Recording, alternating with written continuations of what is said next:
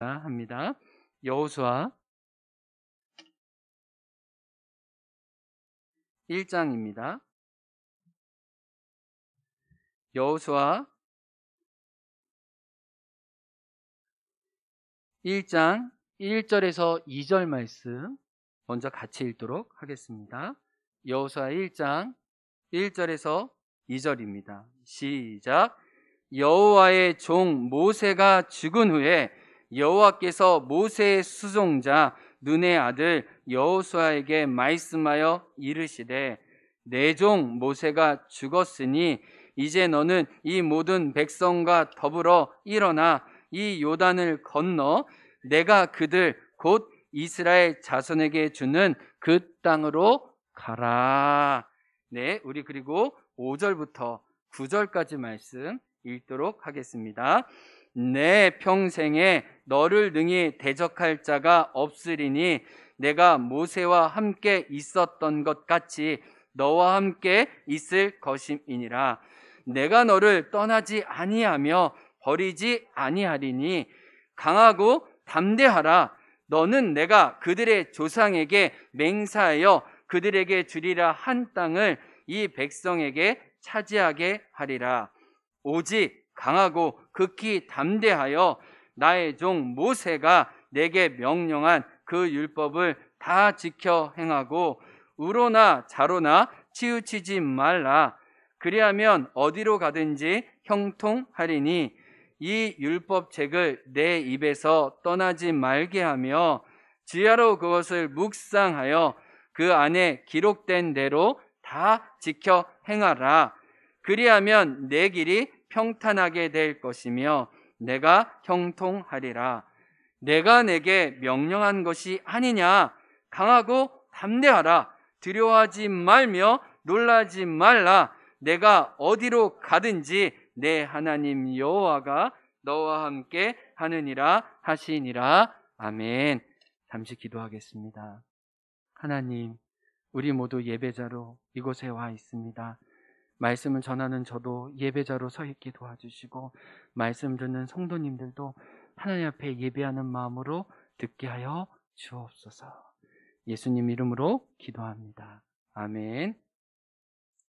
오늘의 말씀의 제목은 불안하지만 평안하다입니다. 따라해 보겠습니다. 불안하지만 평안하다. 오늘 이 비결을 알아가기를 원합니다. 목수에게는 연장에 대한 욕심이 있듯이 우리 권윤식 집사님 집에 가면 모든 연장이 다 있듯이 목사인 저에게도 한 가지 욕심이 있습니다. 그것은 책 욕심입니다. 요즘 저의 관심의 분야는 죽음이에요. 그래서 이렇게 예스24를 통해 책을 많이 주문하는데 죽음에 대한 책이 신간이 나왔다 하면은 그냥 구입을 합니다. 그리고 조금씩 이제 성도님들과 죽음에 대한 이야기를 어떻게 나눌 수 있을까? 이전에도 나눴지만 조금씩 성경도 또 인문학적인 책도 보고 있습니다. 그러던 중 성기론 목사님이 쓰신 죽음이 배꼽을 잡다라는 책을 보게 됐어요. 이 책이 아주 독특했는데 이 한국은 죽음을 터부시하고 이 죽음에 대해서만 유독 유머를 허락하지 않는데 이 유럽이나 이 다른 나라에서는 또 그렇지 않다고 그러더라고요. 그래서 이 송기론 목사님이 임종에 대한 유머만 모아둔 책이에요. 그래서 무거운 책이 아니라 죽음을 조금 우리 옆에 가까이 있는 것처럼 조금은 가벼운 마음으로 보게 합니다. 제가 책에서 재미있어서 두 가지를 소개합니다. 웃어주셔야 돼요, 여러분들이. 제목은 첫 번째, 천국에 갈 수 있나요? 입니다. 한 부인이 물었습니다. 제 남편은 골초에다가 깡술이에요. 그런데도 이런 인간이 교회에 안 빠지고 다녀요. 과연 이런 인간도 천국에 갈 수 있나요? 잠시 머뭇거렸던 목사가 대답을 했습니다. 모르긴 해도 빨리는 갈 겁니다.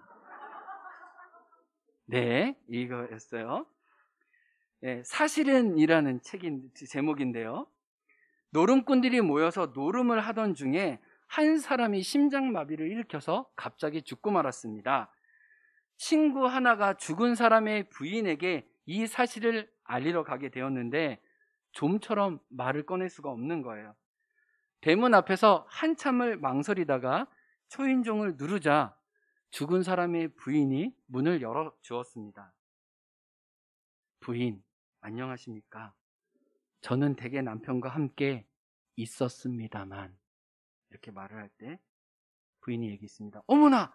그 사람 또 노름하고 있었죠? 예, 그렇습니다. 사실은 빈털터리가 되었겠군요. 예, 그렇습니다. 사실은 지금쯤 기운이 하나도 없었겠지요? 예, 그렇습니다. 사실은 점점점. 정말 지긋지긋하군요. 아주 죽어버렸으면 시원하겠어요. 부인, 신께서 부인의 뜻을 잘 알아주셔서 그 친구를 하늘나라로 데려가셨습니다. 라는 책이 있어요. 오늘의 주제는 상실입니다. 상실이 주는 두려움과 상실이 주는 막막함에 머물렀던 한 사람 여호수아를 통해 우리가 겪는 상실과 두려움의 문제를 생각해 보기를 원합니다. 오늘 본문 성경 보시겠어요? 1장 1절은 이렇게 시작해요. 모세가 무슨 후에요? 죽은 후에. 이 말씀을 이 당시 입장에서 들었다면 우리는 심장이 내려앉고 다리가 풀렸을 것이 분명합니다. 왜 그럴까요? 먼저 여호수아에게 모세는 어떤 존재였는지를 생각할 필요가 있습니다. 여러분 성경책 계신 분들은 1절을 참 펴보세요. 뭔가 이상하다는 걸 느끼셨을 겁니다. 우리가 한국 문화도 그렇고 동양 문화도 그렇고 유대 문화를 보면 그 아버지가 누구인지에 따라 그 사람의 정체성과 됨됨이를 규정을 하죠. 이 성경의 시대에도 물론 더 심했습니다. 그래서 여호수아를 소개할 때 오늘 말씀해 보면 뭐가 제일 먼저 나와야 되냐면 순서가 중요한데 눈의 아들 여호수아라는 말이 먼저 나와야 되는데 여러분 성경에 눈의 아들이라는 표현보다 먼저 앞에 나온 것이 누구입니까? 모세의 수종자라는 말입니다. 그 당시에 자기 자신을 규정했던 정체성을 넘어서 모세의 종으로서 모세의 2인자로서 모세와 함께 있었던 그것이 여호수아에게 너무나도 중요한 정체성이었다는 것을 이야기를 해요. 여러분 오해 말고 들어주시기 바랍니다. 저희 교회에서 가장 금술이 좋으신 분이 누구세요? 김석구 장로님과 장현주 권사님이시죠? 네. 동의하시죠? 그죠? 네. 제가 장현주 권사님 대답을 좀 해주시면 좋을 것 같아요. 장현주 권사님 외람되지만은 권사님이 먼저 하나님 나라에 가시면 좋겠어요? 아니면 김석구 장로님이 먼저 하나님 나라에 가면 좋겠어요? 먼저 가시면 좋겠어요. 왜 장현주 권사님이 먼저 가시면 좋겠어요? 혼자 살기 힘들어요. 진짜 두 분이 금슬이 너무 좋으시네요. 네, 저희 아내도 저한테 이렇게 얘기합니다. 당신이 나보다 먼저 죽으면 안 된다고. 왜 그러는지 보니까 우리는 내가 죽는 것도 두렵고 힘들고 아프지만 내가 나처럼 생각하는 사랑하는 사람이 나보다 먼저 죽는 것을 굉장히 두려워하고 아파하는 마음이 있어요. 그게 사랑의 본성입니다. 우리에게는 나와 가까이 있는 그 사람을 놓아주는 두려움이 나를 잃어버리는 두려움보다 그에 못지않게 크다는 거예요. 오늘 본문을 보면 여호수아도 모세와 함께한 시간이 무려 40년이었어요. 여호수아 인생의 거의 전부다라고 할 수 있을 거예요. 그리고 수종자라는 표현은 이 어떤 시간뿐만 아니라 물리적으로도 함께 있다는 건데 모세의 방구 소리도 모세의 방구 냄새도 여호수아는 수십 년간 함께 맞으면서 시간을 보냈던 것이 분명해요. 그렇기 때문에 모세가 죽었다는 것은 자기의 신분과 정체성이 한순간에 사라졌다는 말이죠. 그러니까 얼마나 상실감을 크게 느꼈을 거예요. 그 없이는 나를 생각해 본 적이 없는데. 이 여호수아뿐만 아니에요. 오늘 본문에 보면 이스라엘 백성도 이 말씀을 듣고 큰 충격을 얻었을 거예요. 여러분 성경 있으신 분들은 한 장만 앞장으로 넘겨주시면 신명기 34장이 나옵니다. 신명기 34장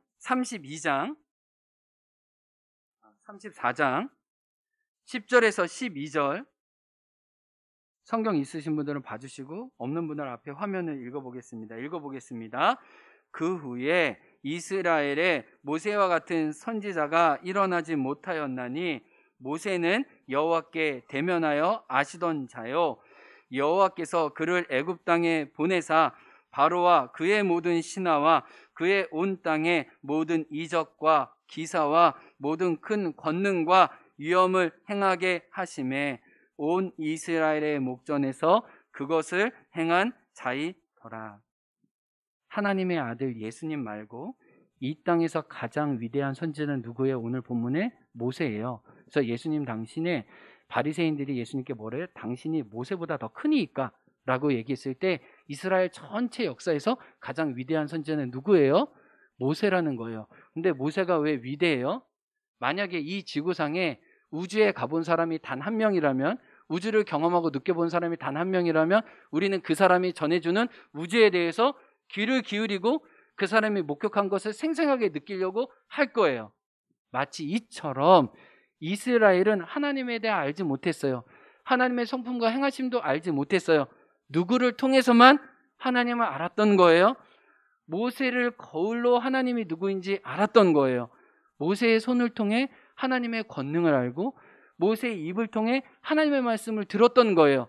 이렇게 그들과 함께 했던 40년 동안 함께 있었던 자기의 지도자가 사라졌을 때 이스라엘은 얼마나 슬펐겠느냐는 거예요.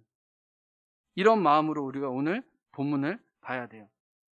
그러므로 모세가 죽은 후에라는 말은 여호수아 이스라엘이 상실감과 두려움 가운데 어쩔 줄 몰랐다는 이 문맥이 숨겨져 있어요. 그래서 오늘 이 죽음의 상실감과 이 죽음에 따른 막막함을 어떻게 다루시는지가 나와요. 그래서 첫 번째는 하나님이 이 상실을 어떻게 다루시는지, 그리고 두려움을 딛고 어떻게 일어나게 하시는지 두 파트로 나누어서 생각해 보려고 그래요. 첫 번째는 모세를 잃었다는 상실감, 우리 인생에 사랑하는 사람을 잃은, 또 우리가 가진 것을 잃게 되는 상실감에 대한 문제예요. 하나님이 이렇게 말씀하십니다. 상실을 받아들이되 이해되지 않는 부분은 하나님께 맡기라고 얘기합니다. 따라해 보겠습니다. 상실을 받아들이되 이해되지 않는 부분은 하나님께 맡기자. 여러분, 우리가 절대적인 존재, 내가 의지하고 내가 기댔던 그 사람이 죽으면 인간은 당연히 누구나 첫 번째로 부인하고 싶어 합니다. 그 사실을 받아들일 수가 없죠. 오늘 1절, 2절 말씀 여러분 가만히 보시면 뭔가 이 국문학을 전공하신 분들은 말이 맞지 않다는 걸 알게 됩니다. 1장 1절에 분명히 여호와의 종 모세가 죽었다라는 말이 한 번 나왔어요. 한 번 기록되어 있어요. 그리고 난 다음에 모세에게 말했습니다. 여호수아에게 말씀하여 이르시되, 면 1절 이후에 바로 2절 어떻게 가야 되냐면, 이제 너는 이 모든 백성과 함께 더불어 일어나 이 요단을 가라라는 말씀이 나와야 되는데, 다시 문맥을 흩어버리는 중간에 어떤 말이 또 삽입이 돼요. 2절 처음에 또 뭐라고 얘기합니까? 1절에 나왔던 내용이 똑같이 나와요. 2절에 내 종 모세가 뭐라고 그래요? 죽었다고요. 왜 다시 이 말을 또 할까요? 여호수아는 모세의 죽음을 마음으로 받아들이기가 그만큼 너무 힘들었다는 거예요. 하나님은 그 사실을 다시 직면할 수 있도록 그에게 말씀하시면서 그에게 이미 아는 모세의 리더의 죽음을 말하고 있어요. 그런데 우리가 성경을 가만히 보면은 모세의 죽음을 받아들이기 힘든 이유가 있어요. 여러분, 아까 넘겼던 34장 보세요. 신명기 34장 7절에 보면은 모세가 몇 년을 살았습니까? 120년을 살았습니다. 근데 120년 오래 살았어요? 오래 안 살았어요? 지금으로 봐도 엄청나게 오래 산 거죠. 시편 90편에 보면 모세가 딱 한 편의 노래를 적는데요. 하나님의 사람 모세의 기도가 나와요. 거기에 뭐라고 그러냐면, 모세가 내가 살아보니까 많이 살아도 70년이고 사람이 길게 살아도 80년이다 라고 얘기해요. 그러니까 평균 수명을 아무리 길게 가도 75세예요. 저도 옛날에 저희 할머니 회갑잔치 할 때 엄청나게 큰 잔치로 알았어요. 야, 우리 할머니 60 넘게 살았네. 그래서 막 진짜 미국에서도 작은아버지 오고 엄청나게 큰 잔치 했어요. 근데 여러분, 지금 60 넘으신 분들이 얼마나 많아요? 회갑잔치를 그렇게 크게 하셨나요? 그렇게 하지 않았잖아요. 모세는 생각했던 연수보다도 40년 더 다른 사람보다 인생의 3분의 1을 더 살았어요. 그러면 야, 모세가 잘 죽었구나. 이제 호상으로 부르심을 받을 때가 됐구나라고 생각할 수 있죠. 그런데 신명기 34년 7절 하반절을 보세요. 성경이 있으신 분은 좀 봐주세요. 120까지 살았는데 이상한 말씀이 나와요. 하나님이 모세를 강제로 퇴장시키셨다고 느낄 수밖에 없어요. 모세의 눈이 뭐 하지 않았대요? 흐르지 않았대요. 유재래 집사님, 저 지금 잘 보여요? 보이지만 잘 안 보이는 것 같기도 하고 그러잖아요. 김정자 집사님, 저 잘 보이세요? 아, 네, 잘 보이세요. 눈이 흐리지 않네요. 모세 수준입니다. 모세의 눈이 흐리지 않았고 기력이 뭐 했대요? 권윤식 집사님, 20대 30대 때 엽기 드셨죠? 엽기 지금도 엽기장 있잖아요. 개인 체력 단련실 있잖아요. 몇 킬로까지 드셨어요? 지금 말고 그때 엽기 몇 킬로 드셨어요? 너무 그렇게 생각 안 하셔도 돼요. 예? 짝 튀기는 거 이거 올림픽에서 보면 이거 네, 한 엽기 드셨어요. 근데 모세는요 120세까지 그런 엽기를 웬만한 청년만큼 들었대. 이 히브리어 원래 본문이에요. 여러분 믿겨지세요? 120세의 노인이요 젊은이와 같은 시력을 가지고 젊은이와 같은 기력을 갖고 있대요. 그러면 여호수아도 그렇고 이스라엘 백성도 죽을 거라고 생각했어요, 안 했어요? 어떤 누구도 하지 않았다는 거예요. 하나님이 모세를 강권적으로 붙드셔서 하나님의 사명, 이 가나안 땅 정복을 다 마칠 때까지 절대로 죽이시지 않겠구나라고 모두가 다 확신할 수밖에 없었던 거예요. 근데 그 모세가 120세 되던 어느 날 하나님이 갑자기 데려가세요. 여러분 이해가 됩니까? 건강하고 튼튼하고 그 어떤 누구보다 구김살 없었던 내 사랑하는 사람이 어느 날 갑자기 사망한다고 생각해 보세요. 여러분 그 충격이 어떠했을 거예요? 상실을 받아들이기 힘들었던 이유가 모세가 너무 강건했기 때문이에요. 늘 여전히 우리와 함께 할 거라고 생각했는데 그의 죽음을 어떻게 받아들일 수 있느냐는 거예요. 그래서 여호수아가 모세의 죽음을 받아들였을 때 힘들었던 점이 여기 있다는 거예요. 여호수아가 모세의 죽음을 받아들이기 위해서는 반드시 설명할 수 없는 자기의 이해를 뛰어넘는 그 어떤 부분이 있다는 것을 고백해야지만 받아들일 수 있었다는 거예요. 자신의 헤아림을 넘어서 하나님만이 아시는 영역이 있다는 것을 그 신비의 영역을 고백해드리지 않으면 모세의 죽음을 이해할 수 없었다는 거예요. 다른 말로 하면 자기 자신의 이해와 지각의 한계와 자금을 고백해야 자기의 아버지이고 리더인 여호수아의 죽음을 생각할 수 있었다는 거예요. 그래서 우리가 상실과 죽음의 문제를 생각할 때 우리는 나의 시각에서 나의 시간에서만 그 죽음을 바라보지만 하나님은 하늘의 관점에서 하나님은 영혼의 관점에서 우리의 상실과 죽음의 문제를 보시는 거예요. 이런 예 한번 들어보셨어요? 하루살이가 메뚜기와 정답게 놀았습니다. 어느새 하루가 졌어요. 메뚜기가 하루살이에게 하루살이야, 오늘 참 재미있게 놀았어. 오늘은 그만 놀고 내일 또 만나자. 그러자 내일이 무엇인지 모르는 하루살이가 메뚜기에게 내일이 무엇인지 물어보았습니다. 메뚜기는 캄캄한 밤이 지나고 아침 해가 밝아오면 그날이 내일이란다라고 설명해 주었어요. 메뚜기의 말을 이해할 수 없었던 하루살이는 메뚜기가 엉뚱한 이야기를 지어낸다고 자기를 놀린다고 생각나서 화가 나서 돌아섰어요. 다음날 메뚜기는 개구리를 만나 재밌게 놀았습니다. 며칠을 신나게 놀고 나서 개구리가 메뚜기에게 얘기를 했죠. 메뚜기야, 날씨가 추워졌네. 이제 그만 놀고 내년에 다시 만나자. 그러자 개구리가 내년이라는 것은 이 메뚜기가 눈이 흰그레져서 내년이 무엇이냐고 물었겠죠. 그랬더니 개구리가 내년이라는 것은 추운 겨울을 보내고 먼 산에서 아리가 피어오르면 그때 따스한 기운이 올라올 때가 봄이야 라고 얘기합니다. 개구리가 아무리 설명을 해도 이해할 수 없었던 메뚜기는 개구리가 자기를 놀린다고 생각하고 다른 곳으로 가버렸다는 거예요. 여러분, 우리가 이 땅에서 겪는, 이 인생 중에 겪는 많은 상실과 많은 헤어짐은 우리 이해와 생각을 넘는 그 어떤 차원이 있다는 거예요.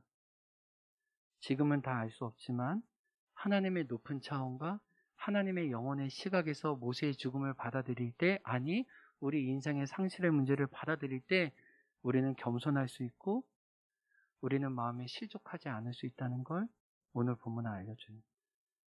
그래서 상실을 받아들이되 내가 이해하지 못하는 부분은 하나님이 이해하게 해주실 때까지 기다리는 겸손함이 우리에게 필요해. 그 다음에서야 우리는 두 번째 상실을 느낄 수 있어요. 따라해 보겠습니다. 상실을 느끼라. 제가 아는 신경정신과 교수는 정말 이 탁월한 교수님이신데, 이 학생들에게 치매에 대해서 가르칠 때 여러 가지 차트와 PPT를 통해서만 가르쳐 주지 않아요. 그리고 병원 이 임상 현장에서만 알려주지 않아요. 마지막 강의 시간에는 치매 환자분과 치매 환자의 가족들을 초대합니다. 그리고 치매 환자에게 질문을 하지만 대답하지 못하시고 여러 가지 말씀이 어눌하신 모습들과 치매 가족들이 얼마나 같은 어려움과 고통을 겪으시는지 학생들이 질문하고 그분들이 이해하게끔 해요. 그때서야 치매에 대해서 다 배운 거예요. 치매의 증상을 아는 것, 진단을 어떻게 하는 거가 치매를 아는 게 아니라는 거예요. 진짜 치매에 대해서 아는 것은 그 가족으로서 아는 거예요. 그 상실감을 같이 느끼고 매일매일 그 어머니 아버님을 모시고 사는 가족들의 아픔에 선택해보고 아픔에 처해보고 공감해보는 것이야말로 진짜 아는 것이에요. 오늘 하나님이 이 모세와 여호수아에게 하시는 말씀이 있습니다. 상실을 느끼게 해주세요. 앞에 봤던 신명기 34장 8절 말씀 다시 봐주실래요? 신명기 34장 8절에 모세를 위하여 애곡하는 기간이 끝나도록 모세를 위해 며칠을 애곡했대요. 여러분 성경책 가지고 있는 분들 동그라미 쳐보세요. 며칠이요? 30일이요. 창세기에 보면 가장 긴 장례가 나오는데 요셉을 장례할 때 며칠간 장례하면 7일간 장례했어요. 그런데 오늘 며칠 장사했어요? 그보다 훨씬 긴 30일을 애곡했어요. 그 이유가 뭘까요? 지금 전쟁을 앞두고 있잖아요. 근데 지금 모압 평지는 평평한 곳이에요. 이 모압 평지에 이 수십만 명의 이스라엘 백성이 몰려져 있고요. 가나안의 7 족속은 지금 이 이스라엘 백성과 전쟁을 하시려고 지금 단단히 준비 중입니다. 그런데 하나님이 전쟁의 속도를 멈추시고 모세를 데리고 가시고 난 다음에 30일 동안 이스라엘이 모두 무엇에 참여하게 하세요? 애통에 참여하게 하시는 거예요. 왜요? 빨리 속도를 내야죠. 아니 3일장 하면 되죠. 아니 7일장 하면 되죠. 아니 열흘장 하면 되죠. 왜 한 달 동안 멈춰 놓으신 거예요? 저는 말씀을 묵상하다가 한 가지 깨닫게 된 게 있어요. 충분히 상실과 아픔을 느낀 자리에요. 그 사람이 남기고 간 흔적들과 의미가 물씬 그 안에 남는 거예요. 30일 동안 모세를 위해서 애통하면서 모세가 하나님과 동행한 모든 이야기를 이스라엘 백성이 다시 자기의 것으로 되새김질 할 수 있도록 하나님은 그 시간을 아주 충분히 주신 거예요. 대충이 아니라 오랫동안 모세와 함께 했던 하나님을 이스라엘 모든 백성이 누릴 수 있게끔. 8월 달에 우리 자정자 성도님 세례 받으시고 또 한 달 후에 수천하시고, 그래서 가족들한테 제사하지 말고 우리 추도 예배 드려달라, 이 유언에 따라 우리 8월 김병기 집사님 가족들이 함께 다 추도 예배로 드렸습니다. 온 가족들이 제사만 드리다가 추도 예배 드리는 그런 긴장감과 어려움이 있었죠. 그런데 추도 예배 드리고 나서 김병기 집사님의 가족도 형제 자매도 저도 너무나 감사했어요. 어머님의 옛날 사진을 돌이켜 보면서 어머님이 우리에게 남겨줬던 것, 어머님이 했던 말들, 어머니에 대한 그리움들, 어머니가 내가 어머니였다면 난 어머니처럼 어떤 선택을 할까, 그런 여러 가지 반추들을 통해 추도 예배를 드리고 난 다음에 분명하게 있었어요. 어머니는 우리에게 떠나갔지만 분명한 흔적을 남기고 가셨구나. 어머니는 육신으로는 떠나 있지만 그 정신과 가치에 있어서는 나에게 여전히 심겨져 있구나. 하나님은 아픔을 느끼게 하세요. 모세는 떠났어요. 그러나 모세의 하나님의 이야기가 우리에게 남기길 원하신 거예요. 여러분, 무엇을 이루셨어요? 무엇을 떠나보내셨어요? 그것을 너무 쉽게 보내지 마세요. 괜찮은 척하지 마세요. 그것을 가져오세요. 30일 충분히 애곡하세요. 그 자리에 그가 남기고 간 하나님이 그를 통해 주시는 하나님의 믿음과 사랑과 소망이 우리에게 있다는 거예요. 그래서 우리 여기 청년들이 있지만 청년들이 다 연애하거든요. 저는 지금 연애하는 대상과 결혼하기를 바라지만 그러지 않을 수도 있어요. 내가 지금 연애하는 사람과 결혼한다고 생각하면 여러분은 오만이에요. 교만이에요. 그러지 않을 수 있어요. 저는 많이 만나고 많이 헤어지고 깨지고 그랬으면 좋겠어요. 그래서 헤어질 때는 많이 아파하면 좋겠어요. 왜요? 잘 아파한 사람이 진짜 좋은 사람을 만날 수 있어요. 왜요? 헤어진 자리에 그는 나에게 무엇을 남겼고 나는 내 자신에서 성찰할 수 있는 힘이 그때서야 생기기 때문이에요. 그래서 헤어지고 금방 만나는 분들은 결혼 생활이 어려워요. 왜요? 성찰이 없기 때문에, 묵상이 없기 때문에. 하나님은 왜 아프게 하세요? 묵상하도록, 돌이켜보도록, 그래서 앞을 내딛게 도와주시는 거예요. 그리고 난 다음에야 이 상실의 문제를 어루만져 주시고 난 다음에야 하나님은 미래에 대한 두려움을 다뤄주고 계세요. 그러면 이 미래에 대한 두려움을 어떻게 다루시는지 우리에게 주시는 가장 중요한 메시지를 듣기 원해요. 따라해 보겠습니다. 우리가 두려울 때 하나님은 말씀하신다.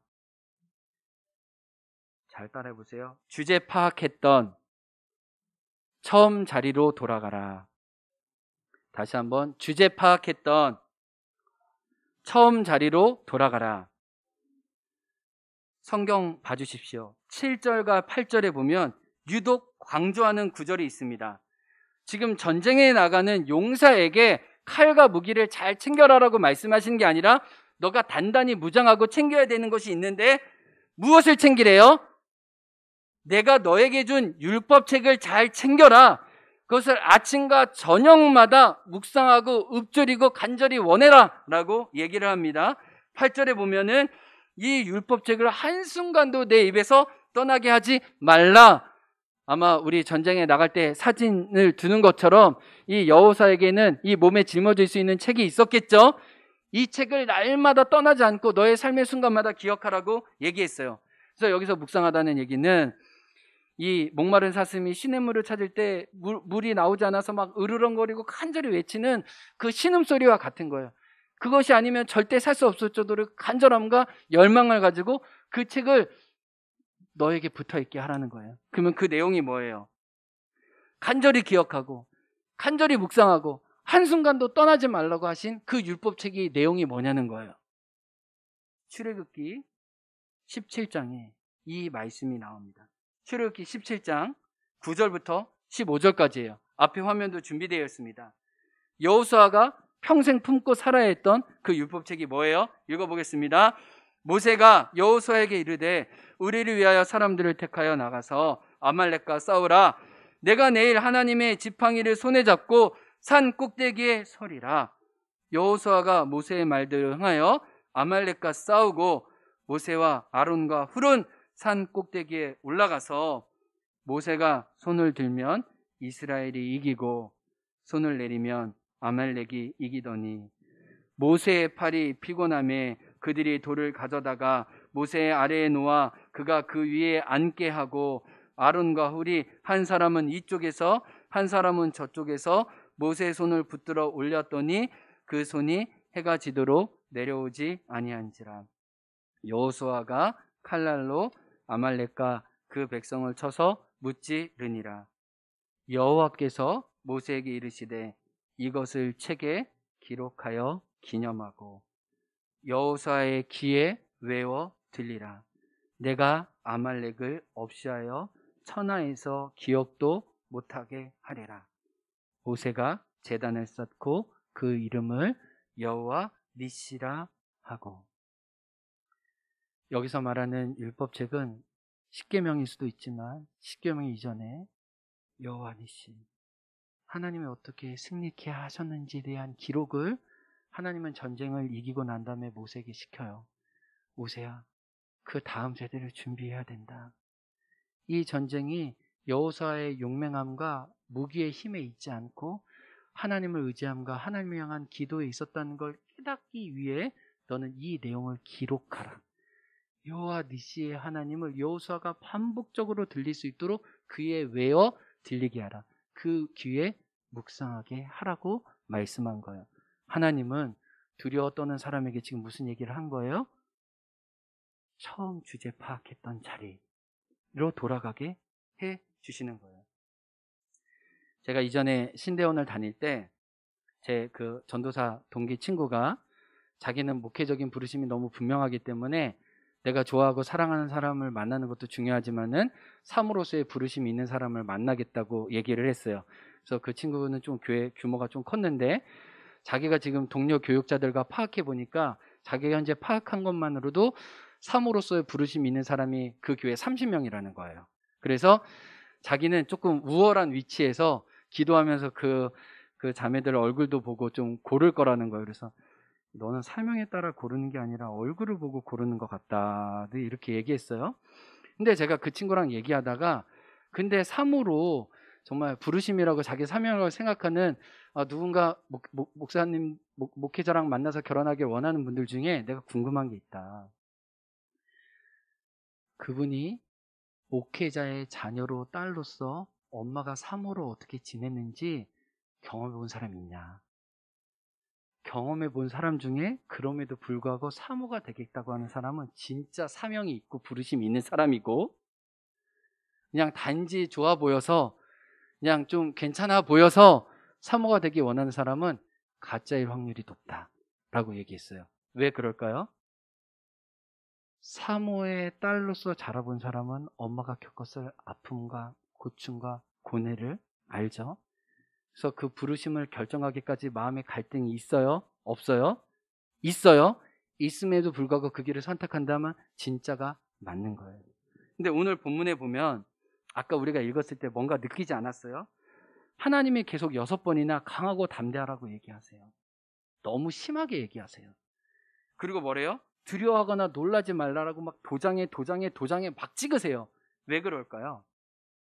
여호수아가 일이 얼마나 힘든지를 너무나 잘 알아서 그래요. 40년간 봤잖아요. 이스라엘 백성이 얼마나 완악한지, 이스라엘 백성을 하나로 모으는 게, 이스라엘 백성과 함께 용맹하게 하나님의 약속을 위해 달려나가는 것이 얼마나 어려운지 알았어요? 몰랐어요? 너무나 잘 알았기 때문에 그가 두려웠던 거예요. 아예 몰랐다면, 아예 그것에 대한 사전 지식이 없었다면 그래 말씀하신 대로 가지라고 할 수 있었지만 40년간 너무 철저하게 느낀 거예요. 이 길이 얼마나 외로운지, 이 길이 얼마나 힘든지 그는 온몸으로 전율했어요. 모세의 눈물을 보면서, 모세의 고통을 보면서 나는 저 일은 할 수 없을 것 같다라는 마음을 깊게 가졌던 거예요. 자신의 부족함과 연약함도 직면했기 때문에 나는 모세 같은 위대한 선지자가 아닌데 도대체 내가 이 일을 어떻게 할 수 있냐 말인가 라는 이 두려움 속에 있었기 때문에 하나님 그 마음을 아셨기 때문에 계속해서 강조하시는 거죠. 그래서 오늘 말씀에 보면 하나님이 말씀하시는 주제 파악은 늘 처음으로 돌아가는 거예요.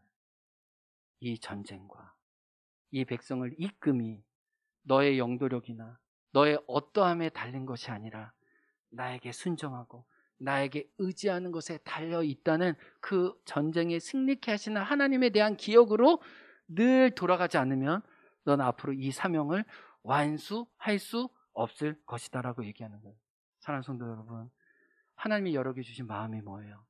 하나님이 여러분에게 주신 부담감이 뭐예요? 그거 어떻게 이룰 수 있어요?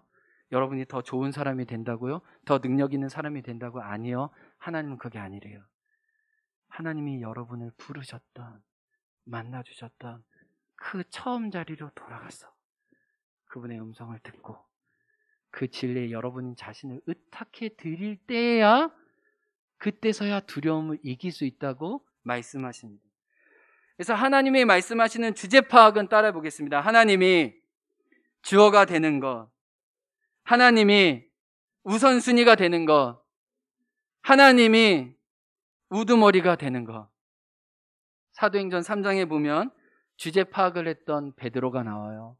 나면서부터 걷지 못했던 한 국어라는 사람이 지나가는 베드로와 요한을 보고 돈 좀 줍시오, 돈 좀 줍시오 구걸을 합니다. 그날 성령에 충만했던 하나님의 감동을 받았던 베드로가 그 구걸하는 사람의 눈을 뚜렷이 봅니다. 구걸하는 사람도 또렷이 봐요. 아, 이 사람이 드디어 주머니에서 뭔가 랩돈이라도 꺼내서 나에게 주겠구나. 아니, 이 사람이 요즘 유명세를 타고 있는데 혹시 이 금과 은을 나에게 줄 수도 있지 않을까라는 기대를 가지고 자기도 바라봤던 거예요. 베드로가 그 눈빛을 보고 얘기하죠. 구걸하는 사람아, 지금 너가 나에게 은과 금을 원하는구나.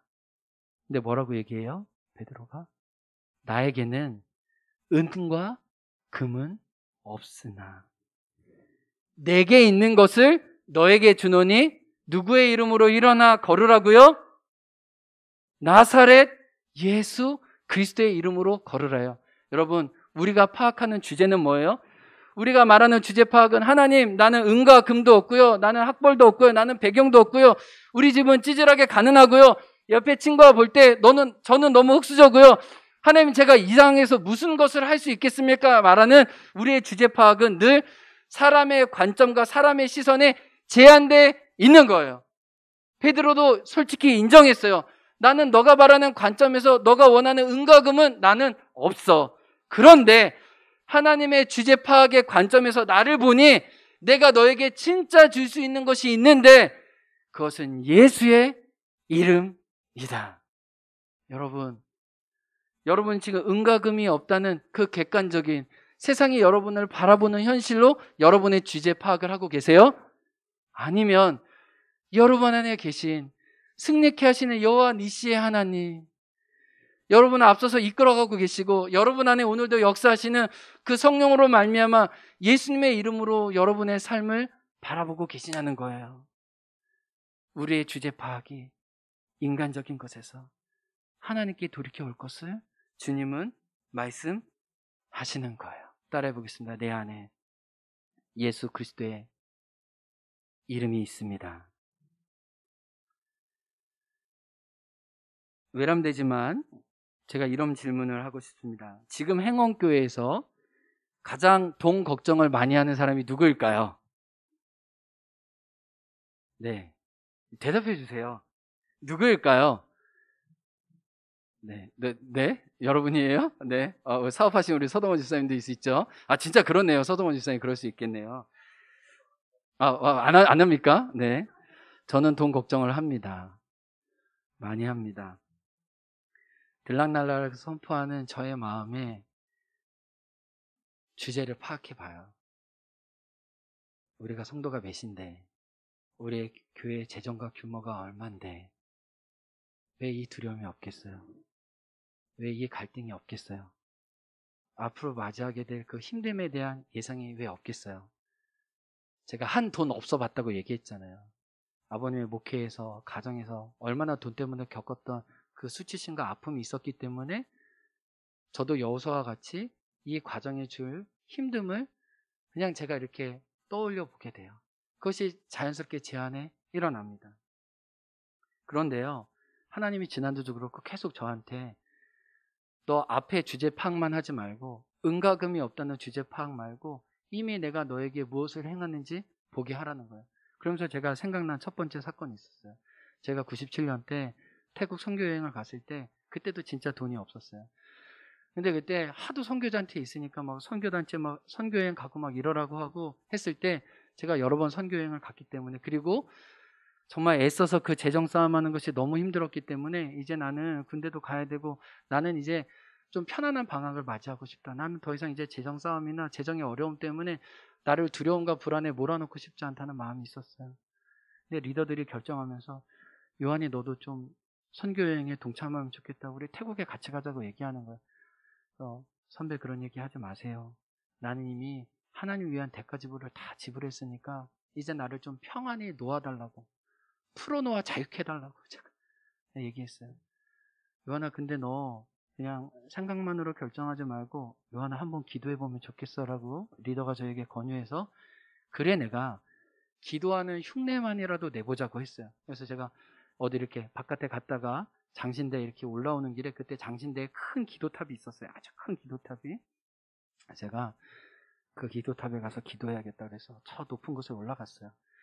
처음에는 하나님의 어떤 응답도 해주실 거 생각 안 하고 제가 그냥 하나님께 그냥 쿵시렁거리는 기도를 했습니다. 하나님, 내가 나의 형편에서 얼마나 주님을 열심히 따르고 재정적으로도 헌신하고 위험과 모험을 무릅쓰고 여기까지 온지 아시죠? 하나님, 저는 갈 수 없습니다. 하나님, 저를 진짜 놓아주세요. 하나님, 저는 더 이상 이 어려움과 불안을 안고 싶지 않습니다. 라고 정말 솔직히 말씀드렸어요. 솔직히. 근데 진실한 고백은 하나님의 진실한 답변을 저에게 허락해 주세요. 그렇게 시간이 좀 지났을 때 그냥 제가 속으로 하나님의 음성이 이렇게 들리는 것처럼 느껴졌어요. 요한아, 너의 아버지가 누구니? 제가 너무나 당연히 제가 하나님을 아버지라고 부르잖아요. 당신이세요. 요한아, 너가 지금 질문하고 물어보는 것에 대한 답이 이미 다 됐다. 내가 너의 아버지라면 내가 너의 쓸 것을 채우겠다. 내가 너의 필요를 채우겠다. 그리고 제가 기도실에서 내려왔습니다. 그리고 제가 결정했죠. 하나님, 하나님이 아버지이신 줄 알기 때문에 그 주제를 파악하고 모험의 길을 한 번 더 선택해 보겠습니다. 여러분, 여러분이 가장 두려워하고 여러분이 가장 힘들어하는 그것이 무엇이에요? 각각 다를 거예요. 어떤 분은 그게 돈일 수도 있고요. 그게 어떤 분은 관계일 수도 있고요. 그게 어떤 분은 자녀의 진로일 수도 있고요. 또 부부의 관계일 수도 있고요. 여러분, 그것이 무엇이에요? 근데 여러분, 그 두려움을 어떻게 마주할 거냐는 거예요. 그런 어려움이 있을 때 처음 여러분에게 찾아오셨던 주님의 말씀을 다시 듣고 거기에 반응할 때에야 우리가 일어날 힘을 다시 얻게 된다는 거예요. 따라해 보겠습니다. 처음으로 돌아가자. 여러분, 그래서 제가 부탁드려요. 한 주간 이 말씀을 듣고 여러분이 주님 만났을 때 불렀던 그 18번 찬양들 있죠. 그리고 여러분이 암송했던 그 말씀들 있죠. 의도적으로 말씀해 보세요. 그리고 혹시 잊을 수 있으면 신호등 빨간불 볼 때마다 그 찬양을 불러보세요. 그리고 여러분이 어떤 손가락에 이렇게 고무줄이나 이런 걸 두셔서 의도적으로 어떤 상징처럼 팔찌처럼 내 그 찬양과 말씀을 내가 잊지 않겠다라고 여러분 달아보세요. 결국은 두려움이 우리를 지배하는 게 아니라 두려움과 우리에게 주셨던 그 말씀이 우리를 붙잡을 거예요. 말씀을 마치겠습니다. 오늘 본문에서 가장 비중이 많게 나온 단어가 있어요. 무슨 단어일까요? 강하고 담대하라 말고 모세라는 단어예요. 성경을 보세요. 모세라는 단어가 이 여호수아에 한 52번 정도 나오는데 가장 많이 나오는 구절이 1절부터 9절이에요. 총 6번 나옵니다. 그런데 오늘 말씀에 가장 모세라는 말보다 가장 빈도수가 많이 나오는 한 단어가 있어요. 예. 이거를 맞추신 분에게는 샌드위치 2개를 가져가실 수 있는 영광을 드리도록 하겠습니다. 보세요. 제가 답 쉽게 안 할 거예요. 모세라는 말 말고 강하고 담대하라 두려워하지 말라라는 말 말고 가장 많이 나온 말이 뭐예요? 네? 누군가 대답해 주길. 네, 이수경 원사님 뭐예요? 여호와요. 그 말도 많이 나오지만은 너라는 인칭 지시대명사가 13번 나와요. 성경 보시겠어요? 5절에 내 평생에 너를 능히 대적할 자가 없으리라. 5절 후반절에 내가 너를 떠나지 아니하리라. 6절에 강하고 담대하라 너는. 7절에 나의 종 모세가 내게 명령한 율법을. 8절에 이 율법책을 내 입에서 내 길이 평탄하게 될 것이며 내가 형통하리라. 9절에 내가 내게 명령한 것이 아니냐. 내가 어디로 가든지 내 하나님 여호와가 누구와 함께 하느니라? 너와 함께 하느니라. 무려 13번. 하나님은 이전에는 너가 모세의 하나님만 알았다면 이제는 너의 하나님으로 알게 될 것이다. 욥이 이전에는 내가 하나님을 귀로만 알았는데 이제는 눈으로 배웁는다라고 얘기했던 것처럼 모세가 하나님을 대면하고 하나님의 영광을 마주했다면 이제 하나님의 영광과 하나님의 음성을 너도 직접 듣게 될 것이다. 나는 모세의 하나님이 아니라 이제 너의 하나님으로 새롭게 시작하겠다. 모든 인간의 끝은 하나님의 새로운 시작이고 나는 너의 하나님으로 이 땅에서 새롭게 불리게 될 것이다. 사랑하는 성도 여러분, 여러분이 소중한 것을 잃어버린 자리, 여러분이 지금 불안과 두려움과 염려에 떨고 있는 자리, 막상 그 자리는 하나님이 여러분의 하나님으로 찾아오시는 자리예요. 인간적으로 볼 때는 우리는 두려울 수 있지만 주님이 나의 하나님이 되기 때문에 우리는 평안할 수 있는 것입니다. 간절히 소망합니다. 목사님의 하나님, 장로님의 하나님, 그 누구의 하나님이 아니라 오늘 여러분의 상실과 두려움 가운데 나의 하나님을 만나시고 고백하시는 우리 모두 되게 주의 이름으로 축원합니다. 우리의 말씀을 반추하면서 찬양하기 원합니다. 하나님 한 번도 나를 실망시킨 적 없으십니다. 나의 하나님 나와 동행하십니다.